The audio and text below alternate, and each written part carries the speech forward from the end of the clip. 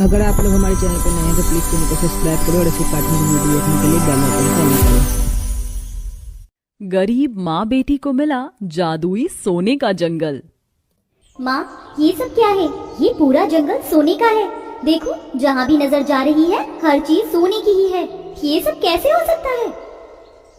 ये तो मुझे भी नहीं पता। हमारे बीच कोई सोने का जंगल है और इस बारे में हमें कभी कुछ पता ही नहीं चला।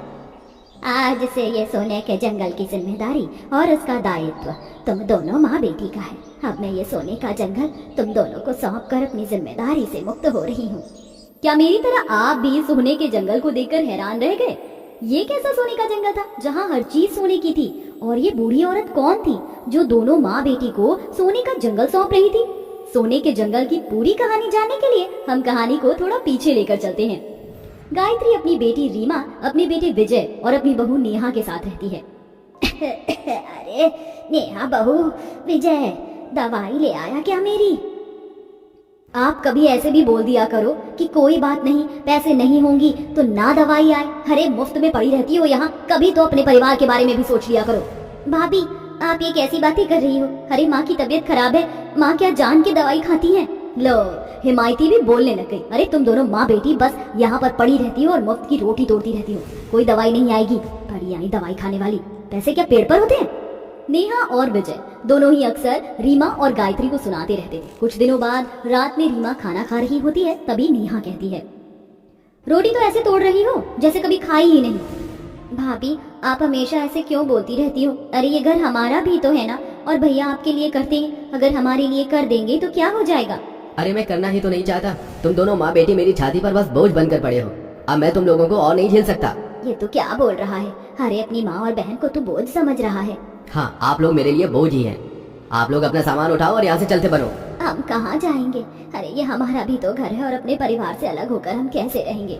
अपना परिवार याद आ गया? अरे हम आपको अपना परिवार मानते ही नहीं, आपको अपने साथ रखना ही नहीं चाहते, तो क्यों जबरदस्ती गले पड़ी हो? निकलो यहाँ से। नेहा और विजय दोनों ही गायत्री रीमा को घर से निकाल देते हैं। घर से बेघर होने के बाद दोनों रात के समय इधर उधर भटक रहे थे। माँ, भैया और भाभी ने हमें घर से निकाल दिया, अब हम कहाँ जाएंगे? हमारा क्या होगा? ये तो मुझे भी नहीं पता। एक तो रात का अंधेरा, ऊपर से बेघर। सच में मुझे उम्मीद नहीं थी कि मेरा अपना बेटा हमारे साथ ऐसा करेगा। हम यहाँ से चलते हैं, यहाँ पर रहने का कोई फायदा नहीं है। यहाँ पर घर के बाहर पड़े रहेंगे तो ये लोग हमें और कोसते रहेंगे। कम से कम भैया भाभी से दूर रहेंगे, कुछ तो हो ही जाएगा। दोनों माँ बेटे इधर उधर भटकने लगते हैं और भटकते भटकते एक सुनसान रास्ते पर पहुंच जाते हैं। सुबह का समय था। यहाँ तो काफी ठंड भी लग रही है। हाँ, अब सुबह हो गई है, थोड़ी देर में धूप हो जाएगी, तब ठीक लगेगा। माँ, हम कहाँ जा रही हैं? ये तो मुझे भी नहीं पता, रास्ता भी नहीं पता, और क्या पता आगे कहीं कोई गांव झोपड़ी कुछ मिल जाए। दोनों माँ बेटी चलने लगते हैं, तभी उन्हें एक टूटी हुई झोपड़ी दिखती है जहाँ एक बुढ़िया बिस्तर पर लेटी थी। नमस्ते माँ जी, दरअसल हम दोनों माँ बेटी बेघर हैं, हमारे पास कोई रहने की जगह नहीं है। अगर आप हमें थोड़ी देर के लिए यहाँ पर रहने दें तो बहुत अच्छा होगा। ठीक है, रह लो। अरे काकी, आपके तो पूरे बाल बिखरे हुए, मैं आपके बाल बना देती हूँ। आप चल नहीं सकती क्या? हमें आए हुए इतनी देर हो गई है और आप अभी तक अपने बिस्तर पर हैं। हाँ, मैं चल नहीं सकती, इतने दिनों से मैं बिस्तर पर ही रहती हूँ, मेरा कोई नहीं है। मेरे घुटनों में भी काफी दर्द हो रहा है, लेकिन मैं अपनी मालिश तक नहीं कर सकती। कोई बात नहीं, मैं आपके पैरों की मालिश कर देती हूँ। दोनों माँ बेटी बूढ़ी औरत की कुछ ही देर में काफी ज्यादा सेवा करती है और थोड़ी देर खुद आराम करके जाने को होती है। माँ जी, आपने हमें अपने घर में रहने के लिए थोड़ी जगह दी, हमें बहुत अच्छा लगा, हम चलते हैं। लेकिन तुम लोगों के पास तो रहने को कोई ठिकाना ही नहीं है, फिर तुम कहाँ जाओगे? ठिकाना नहीं है, इसीलिए अब हमें अपना ठिकाना खुद ही बनाना पड़ेगा। कहीं तो कोई जगह मिल ही जाएगी, आप अपना ख्याल रखिएगा। रुको, वहाँ पर जो टूटी हुई अलमारी है उसमें कुछ रोटियाँ रखी हैं, तुम वो ले लो। और हाँ, उन रोटी को रात के अंधेरे में ही खाना। अगर रात के अंधेरे में खाओगे तो आगे का रास्ता तुम्हें और अच्छे से दिखेगा। रोटी लेकर दोनों माँ बेटी चलने लगती हैं और शाम हो जाती है।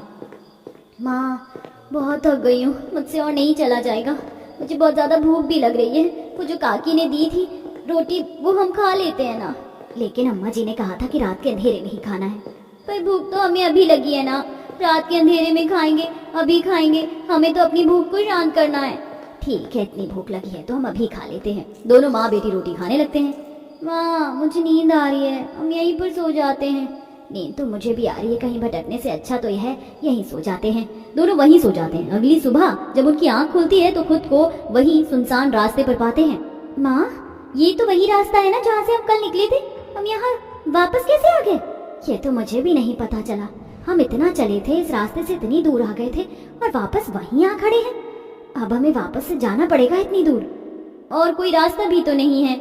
दोनों माँ बेटी फिर से चलने लगते हैं। कुछ देर बाद उन्हें एक खरगोश मिलता है जिसको चोट लगी हुई थी। माँ देखो, खरगोश को कितनी चोट लगी हुई है। ये भगवान, इतना खून आ रहा है इसके पैरों में से तो। अरे रुक, मैं अपनी साड़ी फाड़ती हूँ, तो उसके पैरों में साड़ी बांध दियो, खून रुक जाएगा। बेचारा खरगोश। दोनों माँ बेटी उस खरगोश की चोट साफ करते हैं और उस पर पट्टी लगाते हैं। हम इस खरगोश को ऐसे छोड़कर नहीं जा सकते। वैसे भी हमारे पास कोई ठिकाना है नहीं और हमें जाना कहाँ है ये भी नहीं पता। तो 1-2 दिन यहीं पर रुक जाते हैं। खरगोश ठीक हो जाएगा तो हम फिर इसको अकेला छोड़कर चले जाएंगे। हाँ, तू सही कह रही है, हम ऐसे ही करते हैं। दोनों माँ बेटी 2 दिन तक खरगोश का काफी ख्याल रखते हैं और 2 दिन बाद जब वो जाने लगते हैं तभी खरगोश कहता है, आप लोगों ने मेरी इतनी मदद की है, इसलिए मैं भी आपकी मदद करना चाहता हूँ। माँ, खरगोश बोल रहा है। हाँ, बोल सकता हूँ।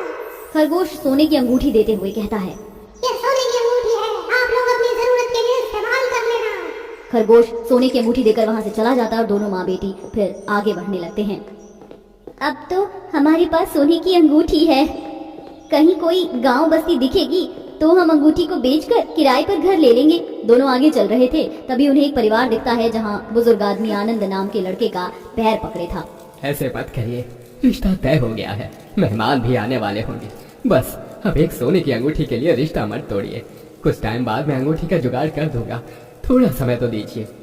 अब और समय नहीं। अरे जब बात पहले ही हो गई थी कि सोने की अंगूठी मिलेगी मुझे शादी में, तो तुम लोगों ने झूठ क्यों बोला? ऐसा मत करिए, हमारी इज्जत न उछालिए। आनंद उस बुजुर्ग आदमी की नहीं सुनता है। ये देख रीमा कहती है, ये अंगूठी ले लीजिए, ये सोने की है, आप इस्तेमाल कर लीजिएगा। आप कौन हैं और आप हमारी मदद क्यों कर रहे हैं?